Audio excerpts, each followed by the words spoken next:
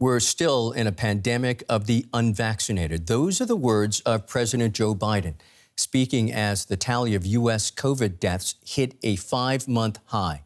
More than 1,000 people died in a single day, and the new wave is hitting the country disproportionately. The 10 states with the most new cases are all in the South. In Florida, Governor Ron DeSantis has banned schools from mandated masks, prompting a turf war with some counties that have defied the governor and ordered students to mask up. But it's not just Florida. In Oregon, Louisiana, and Arkansas, there are more people in intensive care than at any point in the pandemic. The so-called Delta variant has helped fuel a surge in hospital admissions, especially in states with low vaccination rates and high skepticism. Now, some former vaccine skeptics are voicing regret after falling ill. This is Arkansas in the American South, mostly rural, conservative, and religious. Here, the Republicans are strong and the vaccination rates are weak. Healthcare workers prepare for another day's battle at the University Hospital in the capital, Little Rock. The enemy's name is Delta.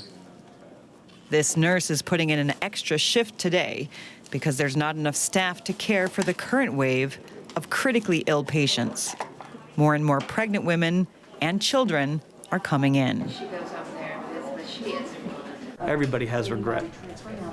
It's heartbreaking. Every patient here, unvaccinated, that's sick, regrets it. It is so hard to watch somebody in their last week of their life, last days of their life, know that it's at their decision. It's at their decision they made to be in this room, in this bed, and know that they're probably not going to make it. Tate Ezai's family was dealt a heavy personal loss. His wife, Christine, is at home, traumatized by recent events. Until just recently, they were a happy family. 5 children, active, no fear of COVID, and no vaccinations. Then Delta hit. Christine was 6 months pregnant as they both found themselves fighting for their lives for weeks. I still thought she'd be okay, but like I said, as things got worse and worse, I started really worrying about the baby. And then at some point, you know, the baby just didn't make it. She was too low on oxygen. And then I just worried about her after that. So. It's a contentious issue across the United States, one that is still being fired up by the political right, by some media outlets, by preachers, politicians, while infection rates soar. There will be no restrictions and no mandates in the state of Florida. The Delta variant was nonsense then, it is nonsense now. You will not wear masks in this church. You will not wear masks in this church. I'm telling you right now, do not get vaccinated. Do not get vaccinated.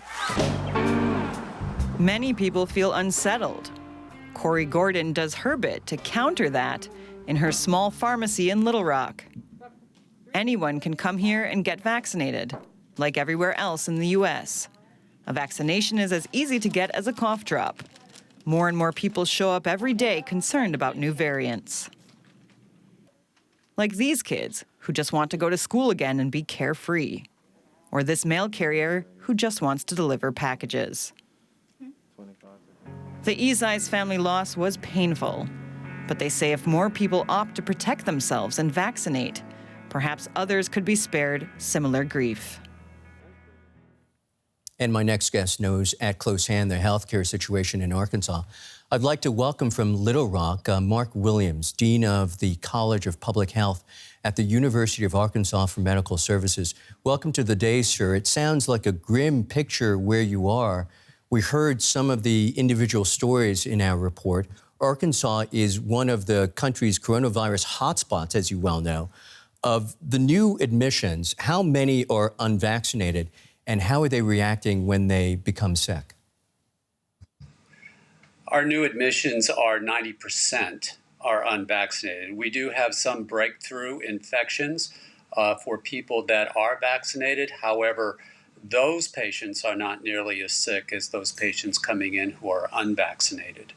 The patients that are coming in who are unvaccinated are extremely ill, and it's quite likely that their stay in the hospital when they come in will be longer than it was during our previous surge with the wild or original variant of the virus.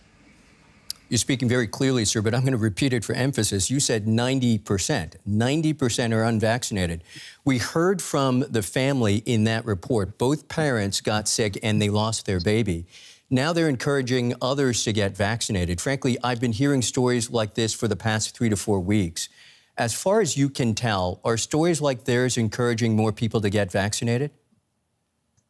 Yes, they are, but not enough. I will say that before I make a longer explanation. I believe in the last month we have in Arkansas had approximately 300,000 people who have gotten their first injection. However, that's not nearly enough given the infectiousness of the Delta variant. Still, approximately 2/3 of the state are not fully vaccinated. And that includes those children who are under the age of 12 who, of course, cannot be vaccinated.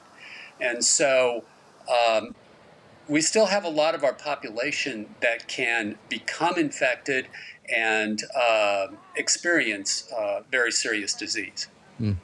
During the first wave of this pandemic, we all remember the waves and waves of images showing the dire situations in hospitals across the United States. How are hospitals coping now in Arkansas in terms of ICU capacity? We are at the brink of being over capacity. We have had some new beds established. However, what's more critical for us than beds are the personnel needed to staff those beds. As you can well appreciate, the level of professionalism needed to work in an intensive care unit, particularly with patients that are this sick, is very high. And you can create new beds fairly easily. What's difficult is finding the personnel to staff those areas. Let's look at one specific example here. Texas Governor Greg Abbott announced he was infected with coronavirus earlier this week, as I'm sure you know. Although he's fully vaccinated, there are photos of him socializing at Republican events maskless. How big a driver of infection might events like that be, and why is Delta significant? They are drivers. Any type of mass gathering like that with a disease that is this infectious is a driver. The Delta variant of the coronavirus is 3 times as infectious as the 1918 flu vaccine. And you can recall what that did. It was a huge number of people worldwide that were infected and died from that flu. The difference is now that we have a preventable situation. We have a vaccine. The vaccine is extremely effective in preventing serious disease and hospitalization. And so